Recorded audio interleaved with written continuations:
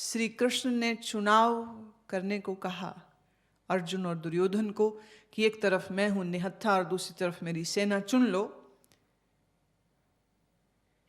इस कहानी में एक प्रश्न चिन्ह आता है कि अगर कहीं दुर्योधन से पहले जैसा कि अर्जुन ने कहा कि मुझे सेना नहीं चाहिए, मान लीजिए अर्जुन ये कहता कि मुझे सेना चाहिए, तो तय था फिर कृष्ण को दुर्योधन के पक्ष में लड़ना पड़ता। क्या स्थिति रहती वो, सोच के देखे तब कृष्ण क्या करते। एक बात कह दूं, श्री कृष्ण वह शक्ति है, वह व्यक्ति है जो अपने साथ संस्कार और कर्म की चेन को लेकर नहीं चलते। उनका हर पल अपने आप में परिपूर्ण है। कि रात जब कृष्ण सोते हैं तो उस दिन को पूर्ण विराम करके, मतलब वह दिन उनके लिए अब समाप्त मृत हो चुका है। अब उसकी एक भी स्मृति वो अपने साथ अगली सुबह लेके नहीं उठने वाले। The gone is gone. He lives in the moment. इसीलिए तो एक पल में वचन देते हैं और दूसरे ही पल में कृष्ण उस वचन को तोड़ भी देते, और उनको जरा भी कुछ समाज की दृष्टि से कहे ना लाज, ना संकोच, ना शर्म।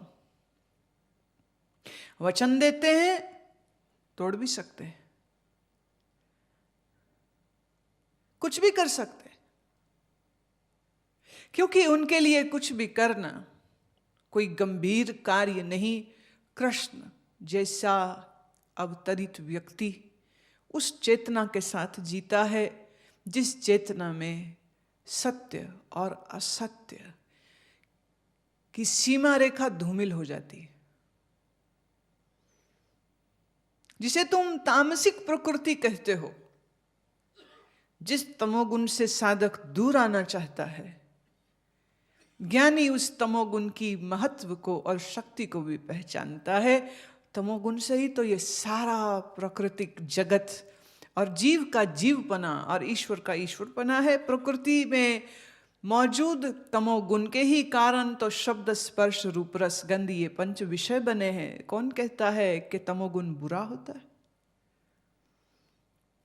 साधक के तल पे बुरा है, पर सिद्ध के तल पर तमोगुण भी बुरा नहीं। साधक के तल पर अंधकार त्यागना है, प्रकाश प्राप्त करना है, पर सिद्ध के तल पर अंधकार भी वही है और प्रकाश भी वही है। भेद कोई रहा नहीं अब, द्वंद्व कोई राह नहीं अब, द्वैत जिसके लिए है नहीं कोई। कृष्ण और बलराम दोनों ही जब कुरुवंशियों के यहां जाया करते तो कृष्ण के बड़े भ्राता बलराम जी का ज्यादा प्रेम दुर्योधन से था, क्योंकि दुर्योधन इनसे कुश्ती सीखता था, वो उनको गुरु मानता था। दुर्योधन मदिरा पान करने का शौकीन था और बलराम जी भी। तो एक ही महल में आते ही कृष्ण का रुख हो जाता पांडवों की ओर, और दुर्योधन पहले ही खड़ा होता बलराम जी को, दाऊ को अपने साथ ले जाने के लिए, और वो बड़ी खुशी से जाते।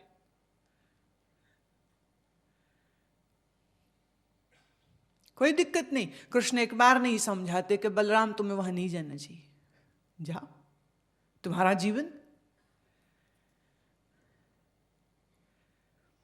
कृष्ण जैसा अस्तित्व, कृष्ण जैसी घटना इस धरती पर कभी कभी होती है, जो पूर्ण है, जिसके लिए कुछ भी त्याज्य नहीं है, त्यागने योग्य नहीं है, जिसके लिए सब स्वीकार है। फिर वो चाहे परम सुंदरी हो, रुक्मणी या गोपिकाओं जैसी, वो उनको अंगीकार करते हैं, और फिर चाहे वो कुब्जा हो जिसके शरीर में कुबड़ था, पर जब उसने अपना प्रेम प्रकट किया तो कृष्ण ने उसको भी अंगीकार किया। भक्तों ने लिखा, ताना मारती हैं अब ये भाव है, ऐसा उल्लेख है नहीं, ये भक्तों के भाव हैं। उन्होंने कहा कि गोपिकाओं ने ताना मारा कि तू हमारे बगैर इतना तड़पा के एक कुबड़ी को दिल दे दिया। कृष्ण उत्तर देते हैं, गोपिकाओं, जब तुमसे प्रेम था तब भी तुम्हारे देह को न देखा था, जब कुब्जा से प्रेम था तब भी उसके देह को न देखा था। मैं देह नहीं देखता। श्री कृष्ण एक संपूर्ण व्यक्ति हैं, पुरुषत्व का चिन्ह है। हजारों गोपियां, और हर गोपी यही समझती है कि कृष्ण मुझसे ही सबसे अधिक प्रेम करते। किसी को संशय नहीं इस बात का। 5 भाई हैं, पांचों को यही लगता है कि वो हमसे सबसे अधिक प्रेम करते हैं। और द्रौपदी को इस बात का मान था कि कृष्ण मुझको अपनी बहन मानते हैं और सबसे अधिक तो मेरे से ही प्यार है। Everyone is believing that he loves them the most। और अगर कृष्ण से पूछो, उसके अंतर तक जाके पूछो, तू किससे सबसे अधिक प्रेम करता है, तो वो कहेगा मेरे अलावा कुछ है ही नहीं, तो मैं मेरे को ही प्रेम करता हूं।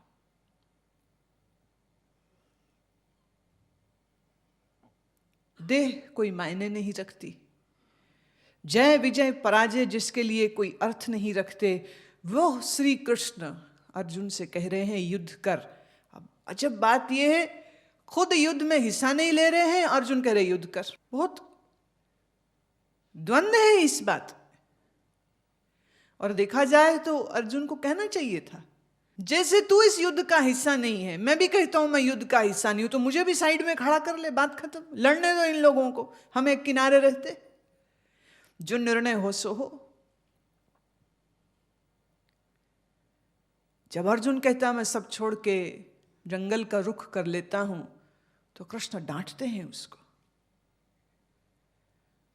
और अब इन श्लोकों में अर्जुन के मन को केंद्रित करके श्री कृष्ण कह रहे हैं, तू एक योद्धा है और योद्धा को स्वधर्म का पालन करना चाहिए, और आज की स्थिति यही पुकार कर रही है कि तू उठ और युद्ध कर। जब तू अपने इस स्वधर्म का पालन करेगा तो तेरे लिए स्वर्ग के द्वार, अपावृतम स्वर्ग द्वारम, तेरे लिए स्वर्ग के द्वार खुल जाएंगे। हमारे मन में हमारे समाज के दिए हुए संस्कार बड़े गहरे, नरक होता है, स्वर्ग होता है, नरक होता है, स्वर्ग होता है। सारी जिंदगी नास्तिक रहता है। मैं नहीं मानता कोई नरक स्वर्ग, पर जहां बुढ़ापा करीब आया डर पकड़ने लगता। सारी जिंदगी जिस आदमी ने व्यसनों में बिताई हो, बुढ़े होते होते सब धार्मिक होने लग जाते हैं। सब राम नाम चादर ओढ़ के बैठ जाते हैं और हाथ में माला पकड़ घुमाने लग जाते हैं। जवानी में यह आदमी कभी तुम्हें माला पकड़े हुए न बैठा मिलेगा, पर बुढ़ा होते होते मंदिर जाने लग जाएगा, तिलक लगाने लग जाएगा, शुभ कर्म करने लग जाएगा, अपने बच्चों को समझाएगा बेटे ऐसा कार्य नहीं करना, और बच्चे कहते बाप सठिया गया। सारी जिंदगी जो काम किए हैं अब उन्हीं कामों से हमें रोकता है। तेरे पास क्या क्या आधार? पर बुढ़ापे के साथ मृत्यु सामने दिखती है, और ज्यों ज्यों मृत्यु का भय पकड़ता है त्यों त्यों भीतर अंगड़ाई लेता है यह संस्कार कि कहीं सच में नरक और स्वर्ग हुआ तो मैंने तो सारी जिंदगी कोई श्रेष्ठ कर्म नहीं किया। अब डरता है। इसलिए सारी जिंदगी जिसने रिश्वत खा के अनैतिक ढंग से धन कमाया हो, बुढ़े होते होते वो सब दानी होने लग जाते हैं। पिछले दिनों एक महिला आई, कहती कि मेरे पति आपको मिलना चाहते थे, बहुत तमन्ना थी, पर पहुंच नहीं पाए, आ नहीं पाए, और पिछले महीने उनका शरीर चला गया पर कुछ दिन पहले ही उन्होंने कहा कि ये पैसा जाकर गुरु माँ के आश्रम में दे देना। खुद नहीं आया कभी। दिल्ली से आश्रम कितने दूर है? कई दफा आवश्यकता पड़ने पर सुबह जाते हैं, शाम लौट आते हैं। कितना दूर। पर वो इंसान यहां तक नहीं आ सका। प्रेम कोई नहीं, कोई प्रेम नहीं। पर जाते जाते, धनी व्यक्ति है, पर जो धन उसने भिजवाया वो कोई बहुत बड़ी राशि नहीं, राशि छोटी है। निश्चित वो छोटी राशि और भी कई गुरुओं के भेजी हो सकती है, और भी कई मंदिरों के, किसी का तो आशीर्वाद लग जाए, किसी का तो आशीर्वाद लग जाए। तुम किसी तीर्थ में चले जाओ, किसी धर्मशाला में चले जाओ, वहाँ सब मरे हुए लोगों की फोटो मिलेगी। पिता की स्मृति में, दादा की स्मृति में, माता की स्मृति में। अरे भाई, कोई जिंदा इंसान भी है जो आगे बढ़ेगा? बाप मरते ही दान सूझते हैं, मां के मरते ही दान सूझते हैं। कभी कभी मरने वाला व्यक्ति प्राण छोड़ने से पहले ही कहता है कि भाई ये सब काम कर देना, और बच्चे भी डर के मारे सब करा देते हैं, क्योंकि उनको, उनके अंदर भी ये संस्कार है कि जाते हुए उस व्यक्ति की अगर इच्छा पूरी न की तो प्रेत बन के आ जाएगा। तो वो भी डर के मारे कराते। डर से किया गया दान, डर के द्वारा किया गया कोई भी शुभ कर्म कितना शुभ होगा। स्वर्ग क्या है और नरक क्या है? क्या ये है या नहीं है? क्या सत्य है? क्या वास्तव में जीवात्मा इन स्वर्ग और नरकों में जाती है या नहीं जाती? अगर हम शास्त्रों का हवाला दें तो शास्त्रों में निश्चय पूर्वक यह बात आई कि नरक भी है और स्वर्ग भी है, और तुम्हारे किए हर कर्म का फल भी है। प्रश्न उठता है, अगर ये नरक और स्वर्ग है तो कहाँ है? क्योंकि अगले आते श्लोकों में कृष्ण बार बार स्वर्ग का जिक्र करेंगे। स्वर्ग के द्वार खुले हैं, स्वर्ग जाएगा तो तुझे यश मिलेगा, स्वर्ग जाएगा तो तुझे आनंद मिलेगा। अगर स्वर्ग को स्वीकृति कृष्ण दे रहे हैं तो नरक भी निश्चित है, पर कहाँ है? भौतिक है? कोई ग्रह है कि ये साइकिक और एस्ट्रल है?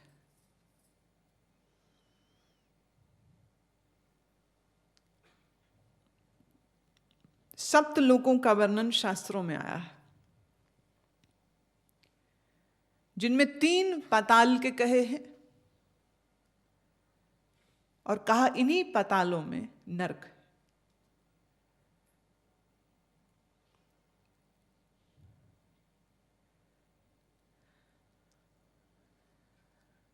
नरक है, निश्चित है, स्वर्ग भी है, निश्चित है, पर नरक और स्वर्ग किसी पिंड का नाम नहीं, किसी क्षेत्र का नाम नहीं, किसी भूगोलिक खंड का नाम नहीं, किसी ग्रह का नाम नहीं, किसी नक्षत्र का नाम नहीं,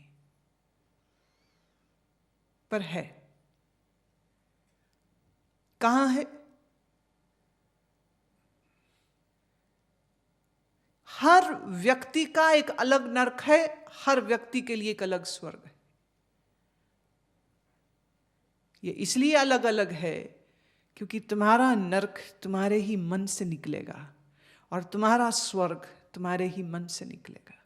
ठीक ऐसे ही जब तुम कोई भयंकर स्वप्न देखते हो, स्वप्न में पीड़ित होते हो, दुखी होते हो, रोते हो, कोई तुम्हें मारना चाहता है, तुम भागना चाहते हो पर भागा नहीं जा रहा है। या प्रेत या भूत या डरावने व्यक्तियों या छाया को देखते हो स्वप्न में, रोम रोम कंपित हो रहा है तुम्हारा स्वप्न में। और स्वप्न में देखे गए इस डरावने दृश्य का असर तुम्हारे इस शरीर पर भी आ जाता है। शरीर में पसीने छूट जाते हैं, हृदय गति, नाड़ी गति भी तेज हो जाती है। और जब अचानक से चीख के इंसान उठा तो भी 10, 15, 20 मिनट तक उस स्वप्न का असर रहता है और बड़ा मुश्किल उस असर से बाहर आता है। बाहर आने के बाद वो कहता है कि अरे आज तो बड़ा डरावना सपना आया, और फिर उन स्वप्नों के अर्थ निकालता है और समाधान ढूंढता है कि ताकि दोबारा ऐसा स्वप्न न कोई आ जाए। याद रहे वह स्वप्न का भय सच था, तुम्हारे लिए सच था, जो देख रहा था उसके लिए सच था। मन ने ही स्वप्न रचा है, पर स्वप्न में यह ज्ञान नहीं होता है कि यह मन ने ही रचा। स्वप्न में तुम्हें जरा शंका भी नहीं होती है कि यह स्वप्न है, तुम्हारे लिए वही सच होता है। तुम्हारे लिए वो एक झूठ नहीं है, तुम्हारे लिए वो एक कल्पना नहीं है। स्वप्न आने के लिए एक कंडीशन है, शरीर से, स्थूल शरीर से डिसएसोसिएशन होनी चाहिए, नींद तभी आती। या यूं कह सकते हैं, नींद के आने पर शरीर से अलगाव हो जाता है, या कह दो पहले अलगाव होता है और फिर नींद आती। दो सिरों से एक ही बात है ये। जैसे ही देह से मन का ये अलगाव होता है, मन की शक्ति ईश्वरीय हो जाती है। ये बाहर जागृत संसार को, प्रकृति को बनाने में करोड़ों वर्ष लगते हैं, पर स्वप्न की सृष्टि तुम्हारा मन एक क्षण में रच देता है। तो तुम्हारा मन इस प्रकृति से भी ज्यादा ताकतवर है। जब बात देखिए, जागते हुए में तुम संशय करते हो और सोचते हो कि ये जागृत है तो स्वप्न क्या है, तो सुषुप्ति क्या है, सब खोज कर रहे हो। पर स्वप्न में आज तक किसी को संशय नहीं हुआ कि ये स्वप्न है क्या। ईश्वर की बनी सृष्टि पे संशय हो रहा है, अपने ही मन की बनी सृष्टि पर कोई संशय नहीं। जागृत काल में दुख है, पीड़ा है, शोक है, रो रहा है, रोते रोते आंख लग गई। कहानी कहती हूं, चीन में एक बादशाह का पुत्र, इकलौता पुत्र, बहुत बीमार, और उसके सिरहाने बैठा बादशाह रो रहा था। रोते रोते आंख लग गई। आंख लगी, स्वप्न देखता है कि उसके 12 बेटे हैं और 12 के 12 बेटे बादशाह हैं, उनकी अपनी रियासतें। 12 रियासतों का वो एक छत्र सम्राट है। 12 पुत्र सुंदर, बलिष्ठ, बुद्धिमान और उसकी सेवा करने वाले। तुम्हारी अधूरी इच्छाओं की पूर्ति स्वप्न में ही तो होती है, तभी तो तेरे मन को चैन मिलता है। नहीं तो तुम्हारी इच्छाएं तुम्हें वो वानर नाच करा दें कि तुम खुद ही मर जाओ, खुद ही को मार दो अपनी इच्छाओं के कारण। स्वप्न में रिलीज होता है तुम्हारी सब इच्छाओं का रिलीज, सब वासनाओं का रिलीज हो जाता है। And you are able to experience all those things which you wanted to do while waking, but you could not do, or you cannot do. बादशाह स्वप्न में 12 पुत्रों का अभिमानी पिता है, और फिर वो देखता है कि एक ऐसा रोग आता है जिस रोग से उसके बेटे मर जाते हैं, 12 के 12, और सेना मर जाती है। संक्रामक रोग है, उसकी राज्य में बसने वाली सब स्त्री पुरुष बच्चे बूढ़े वो मरने लग जाते हैं, लाशें ही लाशें, लाशें ही लाशें। और वो चीखे मार मार के रोता है कि ये क्या हो गया। आंख खुली, रोते रोते में आंख खुली तो क्या पाता है कि उसकी पत्नी उसके पास खड़ी रो रही है क्योंकि उसके इस पुत्र की मृत्यु हो गई। सामने पुत्र की लाश पड़ी, यहां स्वप्न खुला है। वो अवाक, हैरान, पत्थरी हो गया। पत्नी घबराई, क्या हो गया? देखो तुम्हारा पुत्र मर गया। राजा कहते कौन सा पुत्र? किस पुत्र को शोक करूं, उन 12 पुत्रों को या इसको? उस राज्य को रोऊं जो चला गया या इसको जिसको अब संभालने वाला कोई नहीं बचा? एक की कंपैरिजन में 12 बड़ी संख्या है, तो दुखी उन 12 के लिए होना चाहिए। तू कहती इसके लिए रो, और मैं इसके लिए रोऊं कि उनके लिए? पत्नी मुंह देखती रहेगी, ये बोल क्या रहे?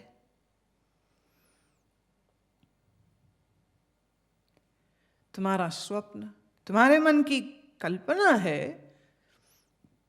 पर यह कल्पना जब होती है तो इस पर कभी शंका नहीं होती, वो सत्य लगती।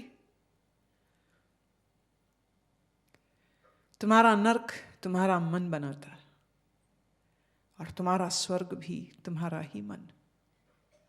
अगर भौतिक किसी स्थान को हम नरक या स्वर्ग कहें तो वो बात बनती नहीं है, क्योंकि बौद्ध शास्त्रों में, तिब्बत बौद्ध शास्त्रों में जो नरक का वर्णन है उसमें उन्होंने लिखा है कि इस नरक में भयंकर ठंड होगी। पर जो हिंदुओं का नरक है उसके बारे में लिखा गया है कि वहां बड़ी भीषण गर्मी होगी।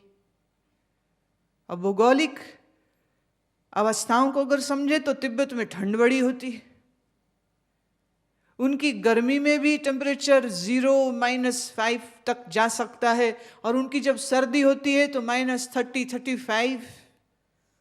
वो ठंड से पीड़ित होते हैं, तो नरक में तो पीड़ा होनी चाहिए, तो उनके नरकों में भयंकर शीत और पहनने को कोई गर्म कपड़ा नहीं। हिंदू जाति जिस स्थान में ज्यादा फैली पली, इसकी संस्कृति में, इसके भूगोल में गर्मी है, भयंकर गर्मी, गर्मी सताती।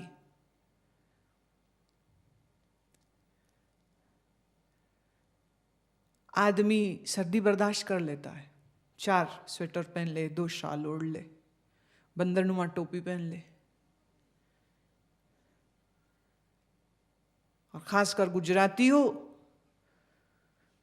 तो टोपी परमानेंट साथ होती। उत्तर भारत में जितना शीत है वो तो अद्भुत, जितनी गर्मी पड़ती है वो भी, जितना शीत होता है वो भी। पर शीत का, सर्दी का उपाय है, 4 कंबल ओढ़ लो, शाल ओढ़ लो, कंबल ओढ़ लो। यूपी बिहार में आपको कंबल ओढ़े हुए पुरुष दिख जाएंगे, स्वेटर शाल क्या, कंबल लिए बैठ। पर गर्मी में क्या करो? सब जगह पंखे नहीं, आज भी नहीं है सब जगह बिजली। तो जिस समय ये नरकों का वर्णन लिखा गया उस समय तो बिजली थी ही नहीं, गर्मी से बचने का कोई उपाय नहीं। हाँ, जैसे कुत्ते जाके सरोवर में पानी में बैठ जाते हैं, ऐसे ही इंसान कोई जाके बैठ जाए तो अलग बात है।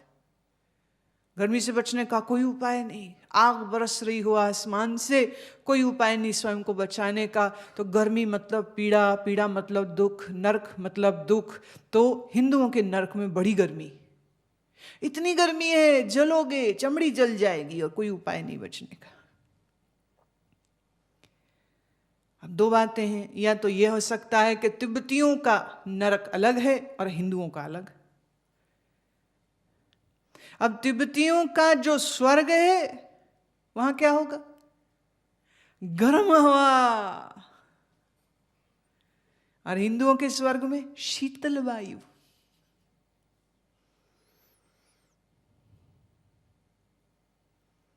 या तो यह मानना पड़ेगा कि सब धर्म के लोगों के अपने अपने रिस्ट्रिक्टेड एंट्री, कि एक भटकती हुई हिंदू जीवात्मा पहुंच गई बौद्ध नरक पर, तो उसको कहा जाएगा नहीं नहीं अपने हिंदुओं के नरक में जा। क्या ऐसा संभव है?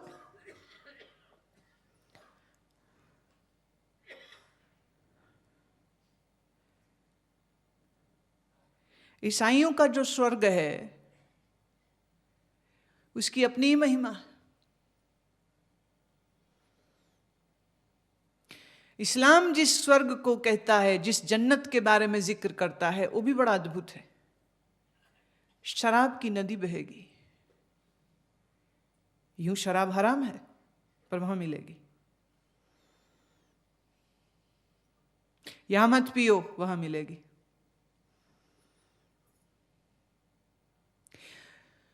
शास्त्रों में जो स्वर्ग और नरक के वर्णन किए वो मनुष्य के भय और उसकी कंडीशनिंग के आधार पर, और स्वर्गों के जो वर्णन किए वो मनुष्य के लोभ और जो लस्ट है, ग्रीड है, उसके आधार पर उन्होंने they have exaggerated and created a pictorial scene of that।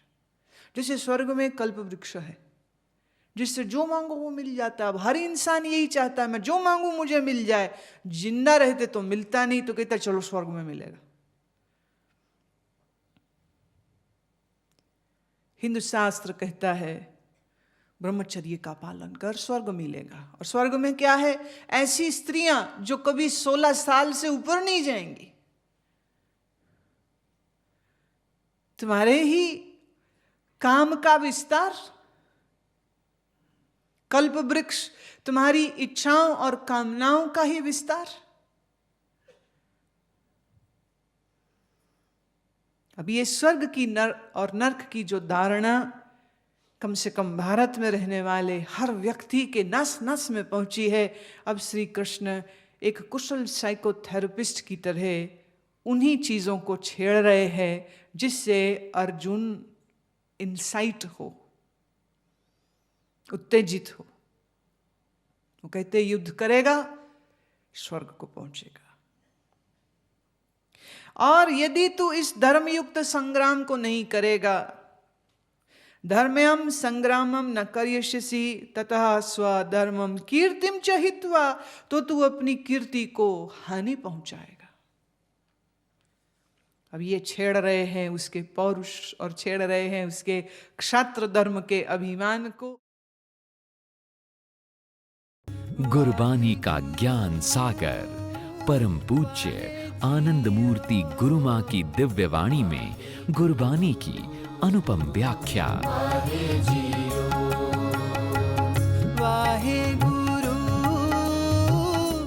Japji साहेब, जाप साहेब, सुखमनी साहेब, रहरास साहेब, सलोक महल्ला नौमा, चौपाई साहेब, आनंद साहेब व अन्य गुरबानी ग्रंथों की सुंदरतम प्रस्तुति अब gurumaa.com पर उपलब्ध है।